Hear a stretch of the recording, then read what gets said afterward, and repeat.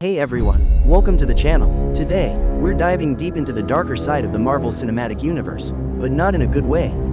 We're counting down the top 10 worst villain adaptations in the MCU. These are the characters who had amazing potential in the comics but ended up disappointing fans on the big screen either because of weak writing, poor design, or wasted screen time. From powerful foes turned into jokes, to complex villains stripped of their depth, we're breaking it all down. So grab your popcorn, hit that like button, and let's jump into the list of the MCU's most disappointing villain adaptations. Ghost is a brilliant but mysterious anti-corporate saboteur from comics, equipped with advanced technology that grants him invisibility and intangibility. He is a master hacker and infiltrator. Motivated by hatred for corporate greed and corruption, Ghost uses his genius to destroy powerful companies. His true identity remains hidden, making him one of Iron Man's most elusive and unpredictable enemies. The MCU's version of Ghost, introduced in Ant-Man and the Wasp, is one of the most disappointing and underdeveloped villains in the franchise. Instead of being a menacing, intelligent, or morally complex adversary, she comes across as confused and emotionally unstable without clear purpose. Her powers, which could have been used for intense, creative action sequences, were wasted in repetitive phasing effects with little impact. The writing stripped away the fearsome, calculating traits of the comic version, turning Ghost into a sympathetic but forgettable side character. Taskmaster. One of the most criticized villain adaptations in the Marvel Cinematic Universe is Taskmaster from Black Widow, 2021. In the comics, Taskmaster, Tony Masters, is a charismatic mercenary with the unique ability to mimic any fighting style, making him a dangerous and complex anti-hero. Taskmaster in the comics is one of Marvel's more intriguing villains. Tony Masters is a mercenary with photographic reflexes able to mimic any opponent's fighting style at a look. However, Marvel significantly reworks the character. Taskmaster becomes Antonia Dreykov, daughter of Red Room's head, mentally controlled, physically altered, largely mute and serving more as a plot device than a fully realized antagonist. Fans felt this version stripped away Taskmaster's personality, humor, and depth, turning an iconic comic villain into a generic henchman with little agency or character development. Shocker from Spider-Man: Homecoming is often considered one of the weakest MCU villain adaptations.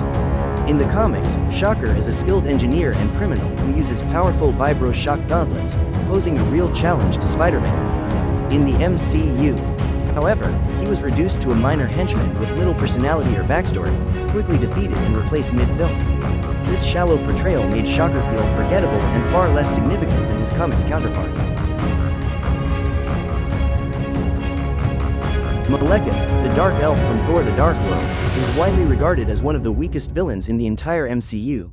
Despite having an interesting comic book origin, where Malekith is a cunning, charismatic dark elf with a mischievous personality and magical power. However, his on-screen portrayal was dull, emotionless, and completely forgettable. Malekith's motivations were vague and generic. Another cliché villain who simply wanted to plunge the universe into darkness. He lacked charisma, depth, and any sense of menace.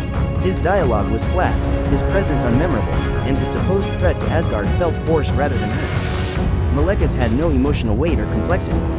Ultimately, he stands as a prime example of poor writing, wasted potential, and one of Marvel's most disappointing antagonists to date. Titania. In the comics, she is a heavy hitter, physically dangerous, a genuine threat to She-Hulk. The MCU version often relies more on insults, humiliation, brand warfare, social media, which many feel doesn't deliver the same emotional or dramatic tension. It is one of the weakest villain adaptations in the MCU. In the comics, Titania is a powerful supervillain known for her strength, rivalry with She-Hulk, and fierce personality. However, the MCU reimagined her as a social media influencer with minimal development and limited screen time. This comedic, shallow version lacked the intensity and depth of the original character, making it one of the most disappointing villain portrayals in the MCU. Because Titania in the comics has a classic supervillain role, strong physicality, memorable fights, many fans expected something more action-driven. The show tends towards satire comedy, legal drama, which softens her villainy. Some see that as a mismatch, where villain is more superficial. Thor: The God Butcher in the MCU, in Thor: Love and Thunder, was a major disappointment for many fans. Despite being played by the talented Christian Bale, the character felt underused and poorly written. His motivations, which were compelling in the comics, were watered down and rushed in the film.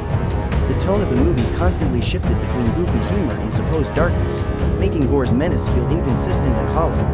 His terrifying, God-slaying presence from the comics was compensate for the weak storytelling. Overall, Gore in the MCU came off as a missed opportunity, a shallow version of a character who deserved far more respect and impact. MODOK, mechanized organism designed only for killing. MODOK is a memorable Marvel villain in the comics. Brilliant, grotesque, threatening, morally complex, with a body that is as distorted and unsettling as his mind is dangerous. However, the MCU version diverges sharply, and many believe these changes weaken the character's impact. One major criticism is the decision to make Darren Cross, a previous Ant-Man villain, become MODOK, rather than using the comic's original identity, George Tarleton. That retcon was seen by many as a downgrade, reducing novelty and stripping away much of what made MODOK uniquely creepy and tragic. In the comics, MODOK is a terrifying genius with advanced technology and a commanding presence. The MCU version turned him into a comedic, awkward character, losing the menace and intelligence that defined the original. This goofy portrayal disappointed fans and made MODOK feel more like a joke than a true villain. Wrecking Crew. In She-Hulk, they are often seen as one of the worst MCU adaptations. In the comics, the Wrecking Crew, Wrecker, Thunderball, Bulldozer, and Piledriver are established as a formidable supervillain quartet empowered by Asgardian magic weapons, each with distinctive costumes, personalities, and roles. They've fought Thor, the Avengers, and other heavyweight heroes. They're meant to be threatening and chaotic. In She-Hulk, however, their introduction falls short for many. They are portrayed more as street thugs than supervillains, dressed in mundane street clothes rather than their flamboyant, powerful costume. They are given enchanted weapons, nods toward their comic roots, but these tools feel underwhelming. They are dispatched with ease by She-Hulk, losing much of the menace and potential for conflict that their comic versions often bring. In short, while She-Hulk tries to reinvent them for its tone, many feel this version of the Wrecking Crew wastes what made them compelling. They go from classic threat to generic canon fodder, losing much of their scale, identity, and fear factor in the process. The MCU's portrayal of Crow in Eternals was deeply disappointing and underwhelming. In the comics, Crow is a complex deviant leader with charisma, intelligence, and a rich history intertwined with Athena, but the film stripped away all depth and personality. Instead, he was reduced to a generic CGI monster with barely any dialogue or motivation. His transformation from a thoughtful antagonist into a mindless creature robbed the story of emotional weight and tension. The supposed connection between Crow and Athena was rushed and meaningless, leaving audiences confused and indifferent. His brief screen time and abrupt death made him feel like an afterthought rather than a true villain, due to poor development. Overall, MCU's Crow was a wasted opportunity, turning a fascinating comic book character into an unmemorable and lifeless visual effect. Flag Smasher from The Falcon and the Winter Soldier is often viewed as one of the weakest MCU villain adaptations.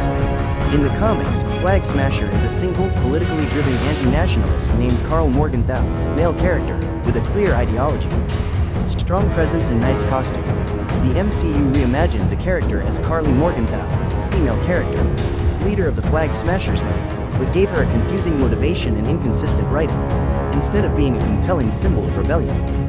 She came off as immature, impulsive, and unconvincing as a leader. The writing didn't explore her ideology deeply enough, making her more annoying than inspiring.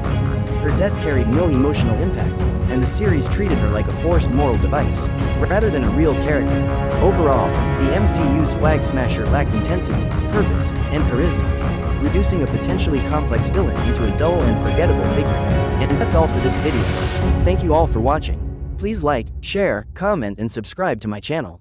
See you all again next time. Thank you.